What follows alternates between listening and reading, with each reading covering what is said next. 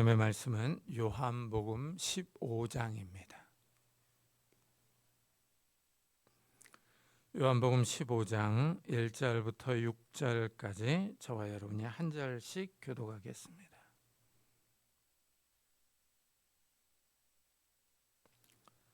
요한복음 15장 1절부터 6절까지 한 절씩 교독하겠습니다. 나는 참 포도나무요 내 아버지는 농부라.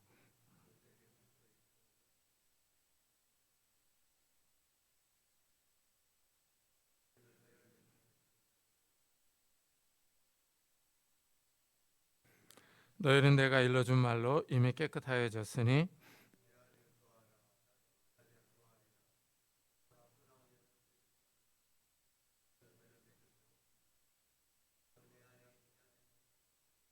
나는 포도나무요 너희는 가지라. 그가 내 안에 내가 그 안에 거하면 사람이 열매를 많이 맺나니 나를 떠나서는 너희가 아무것도 할 수 없음이라. 사람이 내 안에 거하지 아니하면 가지처럼 밖에 버려져 마르나니 사람들이 그것을 모아다가 불에 던져 사르니라. 아멘. 가을은 추수의 계절입니다. 이 과일과 곡식이 풍성합니다. 수북이 쌓여있는 포도는 아주 탐스럽습니다. 풍요롭게 보입니다. 포도나무는 지중해 국가들뿐 아니라 전 세계에서 흔히 볼 수 있는 과실수입니다. 포도는 열매가 생명입니다. 포도나무를 재배하는 목적은 열매를 얻기 위해서입니다. 이사야 선지자는 일찍이 포도원의 노래를 백성들에게 가르쳤습니다. 하나님이 좋은 땅에 아주 좋은 포도나무를 심었습니다. 땅을 파고 돌을 제거하고 망대를 세웠어요. 많은 열매가 맺히기를 기대하면서 술틀도 만들어 놓았습니다. 좋은 땅에 극상품 포도나무를 심었으니 당연히 좋은 열매를 맺을 것으로 기대했습니다. 그러나 기대와는 달리 들포도가 열렸습니다. 포도주를 담글 수도 없고 먹을 수도 없습니다. 쓸모없는 포도가 열려서 결국 포도원을 폐쇄했습니다. 이 노래에서 나오는 포도나무는 이스라엘과 유다 백성입니다. 하나님이 이스라엘에게 좋은 열매인 공평과 정의를 기대했는데 이스라엘은 들포도인 부르짖음과 포악의 열매를 맺었습니다. 하나님이 들포도를 맺은 이스라엘을 심판하셔서 결국 나라가 망했습니다. 이사야 선지자가 말한 포도원의 노래는 이스라엘의 불순종을 말합니다. 하나님이 가나안 땅을 주시고 먹고 살게 해주셨습니다. 하나님이 많은 관심과 사랑을 기울였음에도 불구하고 이스라엘은 좋은 열매를 맺지 못했습니다. 하나님을 섬기지 않고 다른 신을 섬겨서 이스라엘은 심판을 받아 망했습니다. 그런데 오늘 말씀에서 예수님은 자기 자신을 가리켜서 포도나무라고 소개합니다. 나는 참 포도나무요 내 아버지는 농부라 하십니다. 예수님은 다시 나는 포도나무요 너희는 가지라 하십니다. 예수님이 자신을 포도나무로 소개하신 것은 구약의 포도원 노래와는 대조를 이룹니다. 구약의 이스라엘은 하나님께 불순종해서 심판을 받았습니다. 하나님의 많은 관심과 사랑을 받았지만 이스라엘은 풍성한 열매를 맺지 못했습니다. 하나님이 이스라엘에게 젖과 꿀이 흐르는 땅을 주셨음에도 불구하고 심판을 받았습니다.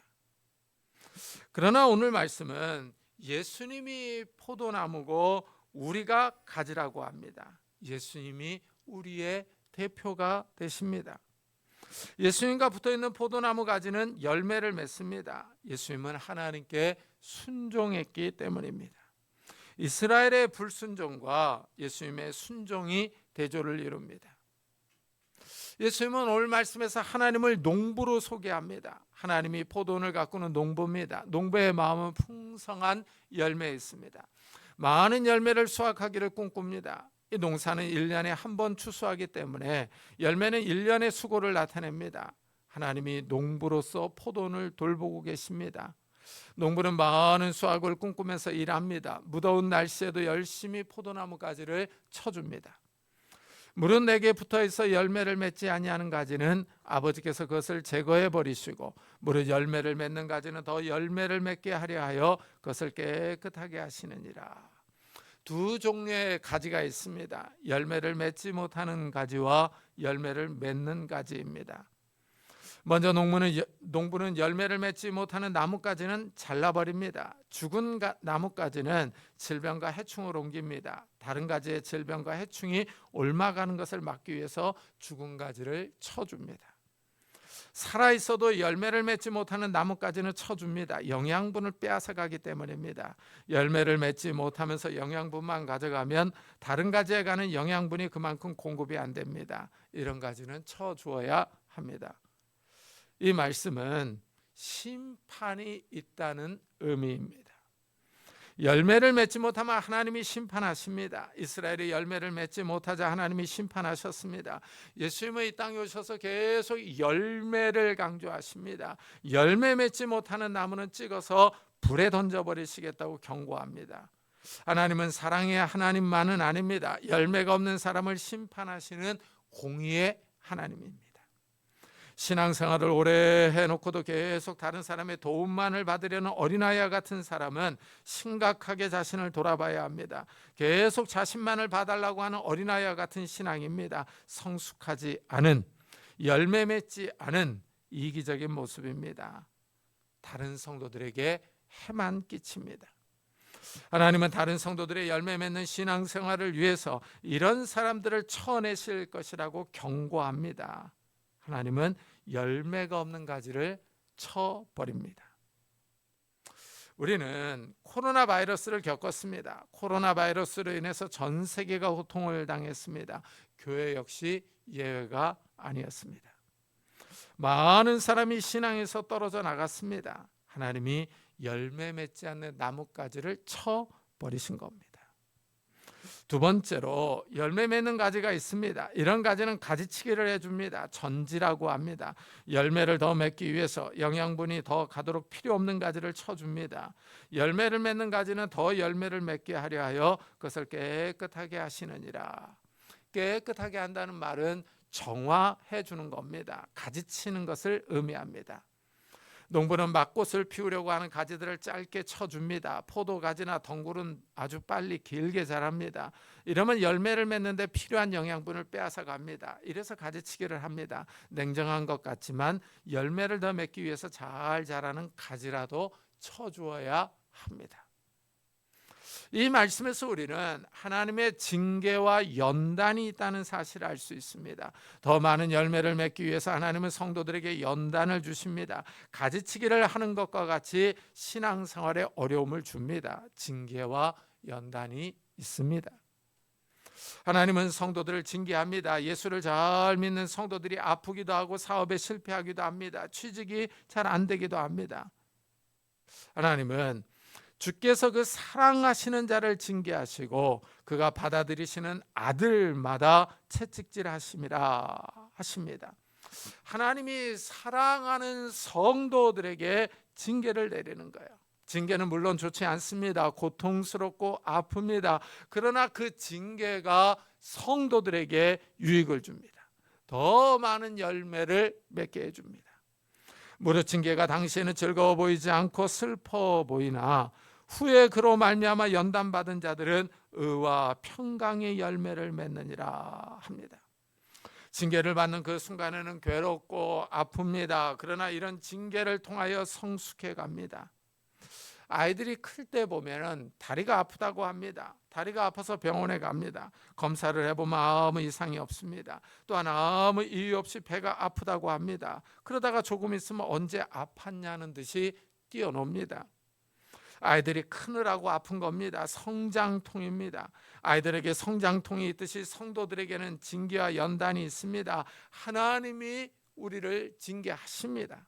이래서 가정에 어려움이 생깁니다. 경제적으로 힘들기도 합니다. 먹고 살 것이 없어서 자녀들 교육비가 없어서 어려움을 당합니다. 자녀들이 아프기도 합니다. 병원에 입원해서 어려움을 겪기도 합니다. 이런저런 삶의 어려움과 환난이 있습니다. 신앙생활을 잘하는 집에도 어려움이 있습니다. 그렇게 교회 헌신하며 열심히 봉사했는데도 늘 가난한 집이 있습니다. 참 이해하기 어려운 점입니다.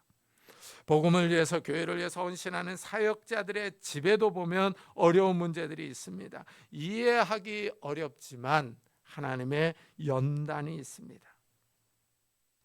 성도들을 성숙시켜서 더 많은 열매를 맺게 하려는 하나님의 깊은 뜻이 있습니다.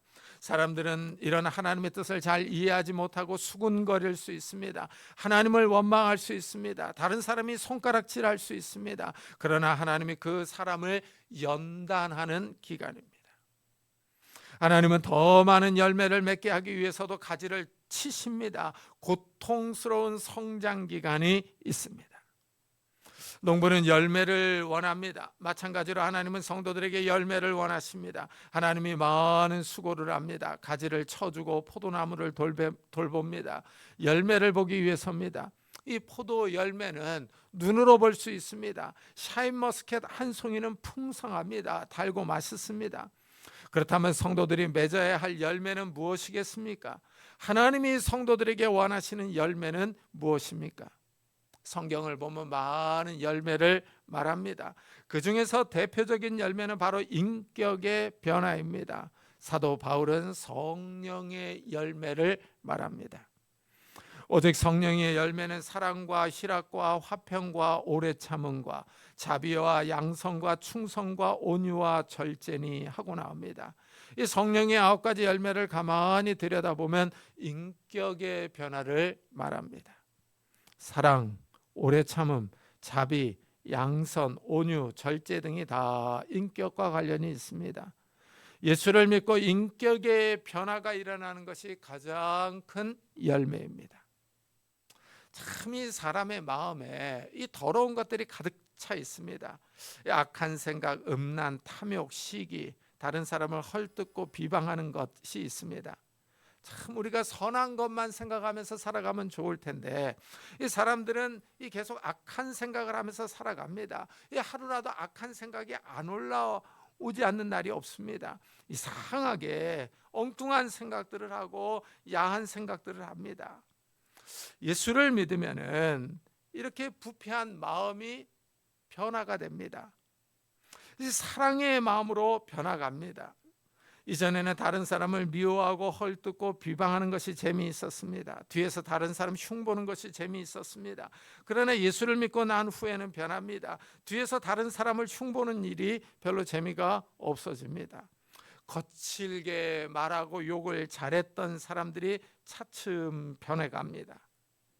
이전에는 마음에 허영과 사치가 가득 차 있었습니다. 명품과 보석을 추구합니다. 신상품을 자랑하고 다녔습니다.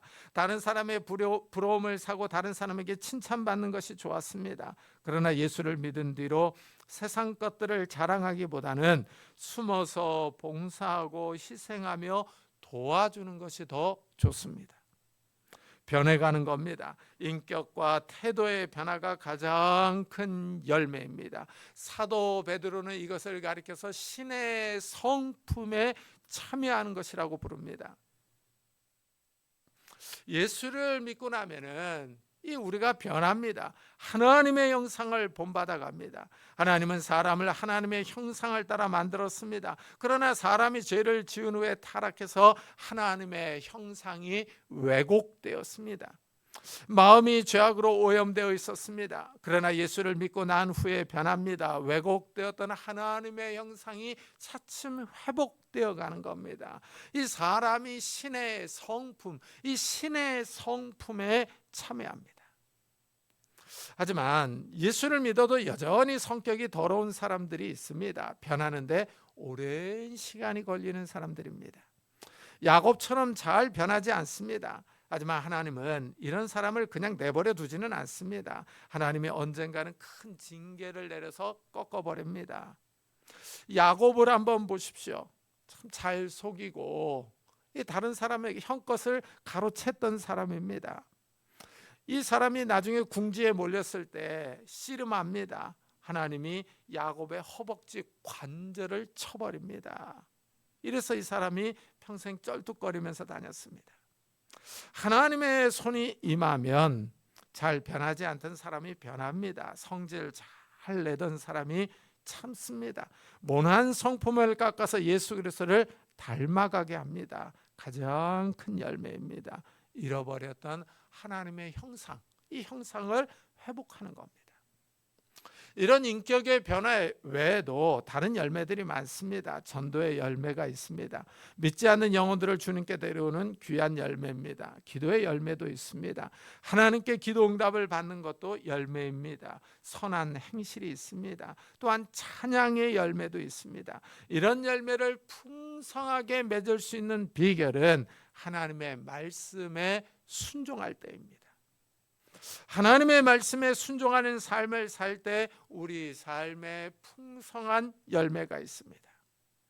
성도들은 열매를 더 맺기 위해서 깨끗해져야 합니다. 3절에 너희는 내가 일러준 말로 이미 깨끗하여졌으니 하고 말합니다. 성도들은 예수님의 말씀을 통해서 깨끗해집니다. 하나님의 말씀이 신기합니다. 말씀을 자꾸 들으면은, 받아들이면은 우리에게 근본적이고 내면적인 변화가 일어납니다. 실존적인 변화가 일어납니다. 그 변화의 가장 큰 특징이 바로 갈등입니다. 이전에는 하나님이 안 계신 것 같다고 생각했는데 말씀을 자꾸 읽고 들으면 생각이 변합니다. 이래서 갈등이 생깁니다. 번민이 생기고 의심이 됩니다. 하나님이 안 계신다고 생각할 때는 편했습니다.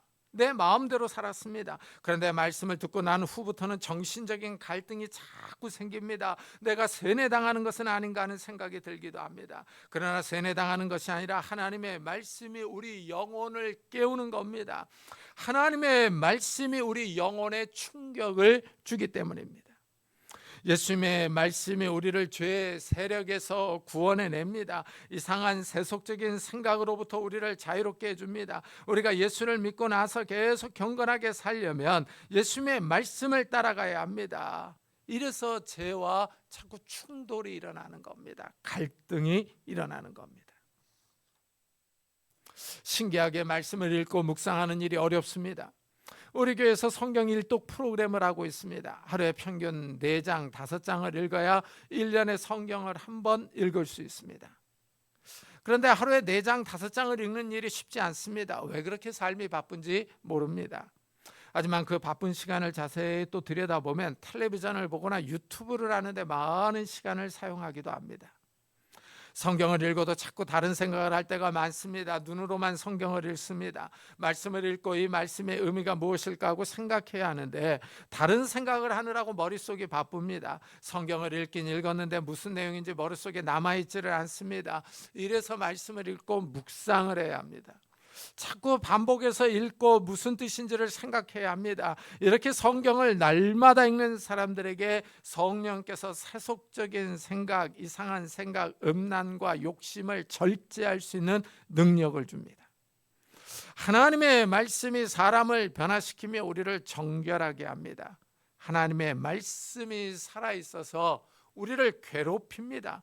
내 마음대로 육신의 정욕을 따라 살았으면 좋겠는데 하나님의 말씀이 자꾸 우리를 건드립니다. 거짓말하고 다른 사람을 미워하면 마음이 괴롭습니다. 성령께서 자꾸 말씀을 통해서 우리를 건드리는 겁니다. 그렇게 살면 안 된다고 찌르는 겁니다. 하나님의 말씀이 살아있어서 우리에게 다가옵니다. 말씀을 따라 살아갈 때 이 세속적인 삶의 행동 양식과 충돌이 일어나는 겁니다. 이 말씀대로 사는 것은 더 큰 의미가 있습니다. 예수님과 연합되었다는 것을 말해주기 때문입니다. 내 안에 거하라 나도 너희 안에 거하리라. 가지가 포도나무에 붙어있지 아니하면 스스로 열매를 맺을 수 없음같이 너희도 내 안에 있지 아니하면 그러하리라 하십니다. 예수님은 우리에게 열매를 많이 맺으라 하지 않고 내 안에 거하라 하십니다. 예수님 안에 거할 때 열매를 많이 맺을 수 있기 때문입니다. 그렇다면 우리가 어떻게 예수님 안에 거할 수 있겠습니까? 예수님 안에 거한다고 하는 것이 문자 그대로 어떤 공간 안에 거하는 것을 의미하겠습니까? 예수님이 무슨 건물이라도 되겠습니까? 내 안에 거하라 하는 말은 어떤 물리적 공간적인 의미는 아닙니다. 이것은 예수님과의 관계를 의미합니다. 가지는 포도나무에 붙어 있습니다. 가지가 포도나무에 붙어 있어야 수분과 영양분을 공급받습니다. 그래서 열매를 맺을 수 있습니다. 이와 같이 우리도 예수님께 붙어 있어야 합니다. 예수님과 떨어져 있으면 영양분을 공급받을 수 없습니다. 이래서 예수님은 나는 포도나무요 너희는 가지라 하십니다. 이 가지가 포도나무에 붙어 있는 것과 같이 성도들이 예수님께 붙어 있어야 합니다. 이것을 예수 그리스도와의 신비로운 연합이라고 부릅니다.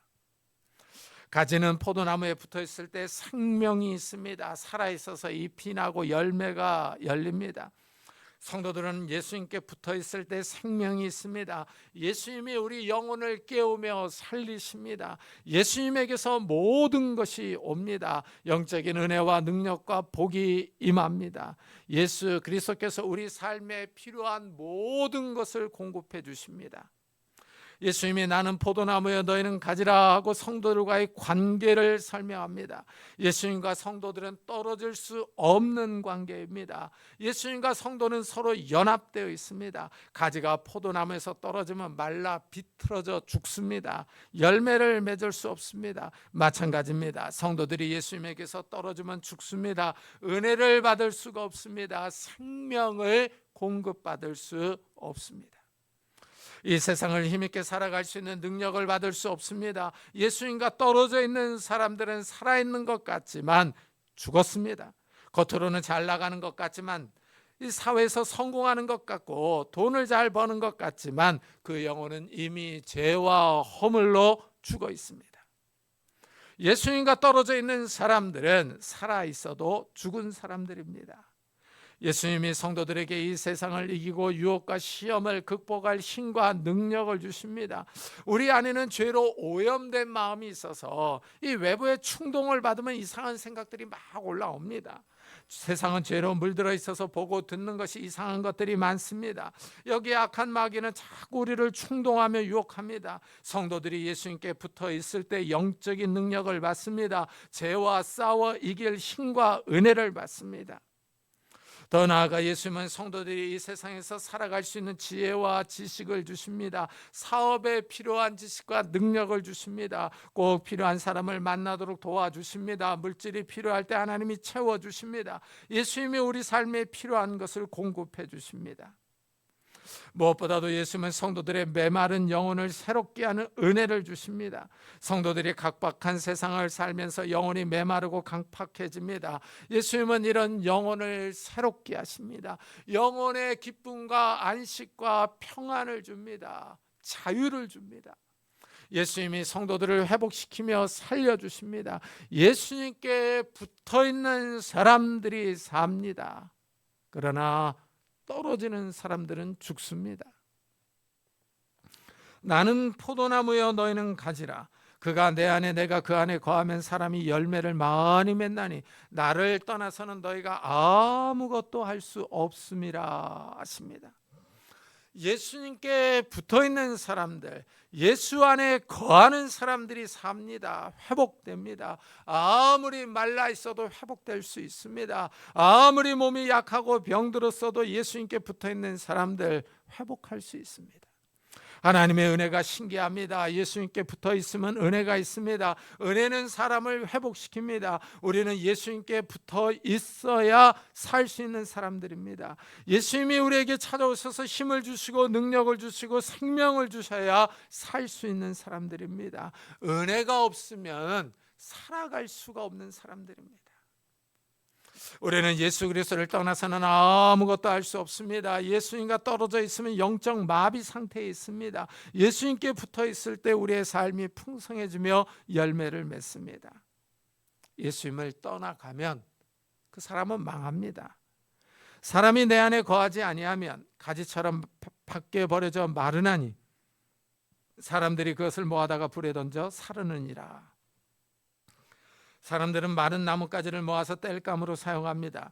이와 마찬가지로 예수님에게서 떨어진 사람은 망합니다. 심판을 받습니다. 예수님으로부터 생명과 지혜와 능력을 공급받을 수 없기 때문입니다. 예수님을 떠나서 자신을 의지하며 자랑하는 사람들은 앞길을 장담할 수가 없습니다. 순간 잘 나가는 것 같습니다. 그러나 사람이 아무리 똑똑해도 망하는 것은 순식간입니다. 우리가 매 순간 옳은 선택만을 할 수는 없습니다. 한 번의 잘못된 선택으로 나락으로 떨어질 수 있습니다. 집안이 망합니다. 아무리 지식을 자랑하고 성공을 자랑해도 한순간에 날아갈 수 있습니다. 예수님을 떠나는 순간부터 그 사람의 인생길이 지뢰밭에 들어가는 겁니다. 겉으로는 잘 나가는 것 같습니다. 그러나 속은 죽어갑니다. 사울 왕이 그랬습니다. 하나님으로부터 멀어지자 악한 영이 그 사람을 넘어뜨리려고 달려들었습니다. 겉으로는 이스라엘을 통치하고 다스리는 왕입니다. 왕은 화려합니다. 권세가 있습니다. 그러나 사울 왕은 하나님으로부터 버림받았습니다. 결국 사울 왕은 비참하게 전장터에서 죽고 말았습니다. 겉으로 잘 나간다고 해서 잘 되는 것은 아닙니다. 예수님으로부터 떨어져 있으면 겉으로 잘 살고 잘 나가는 것 같아도 이미 죽은 목숨입니다. 결국은 심판의 길로 나아갑니다. 이래서 우리는 예수님께 붙어 있으려고 노력해야 합니다. 예수님은 내 안에 거하라, 나도 너희 안에 거하리라 하십니다. 내 안에 거하라 하는 말은 명령입니다. 내 안에 머물라, 내 안에 남아 있으라 하는 뜻입니다. 예수님은 성도들에게 이 명령에 순종하기를 바라십니다.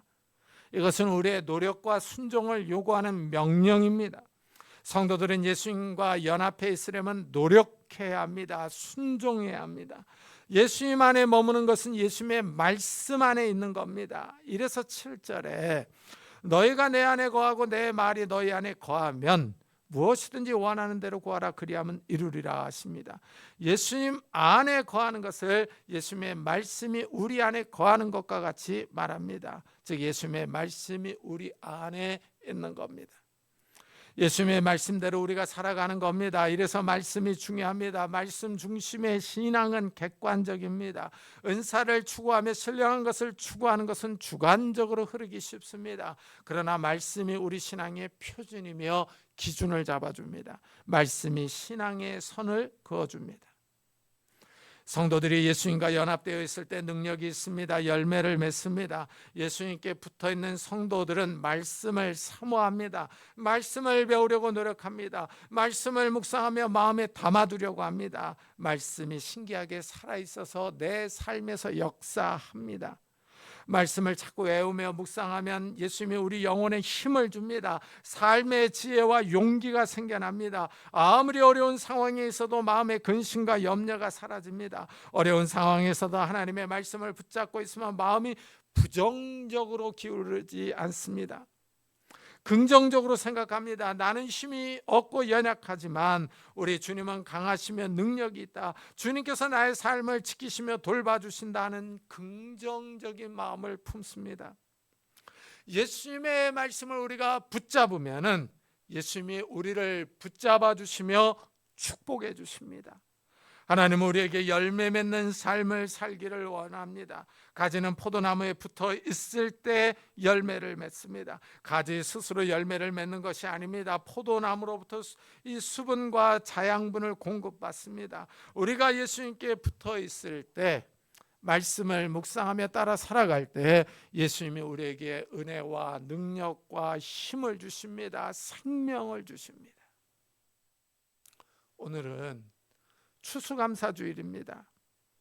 올 한 해를 시작할 때 어렵다 했는데 또 한 해를 살았습니다.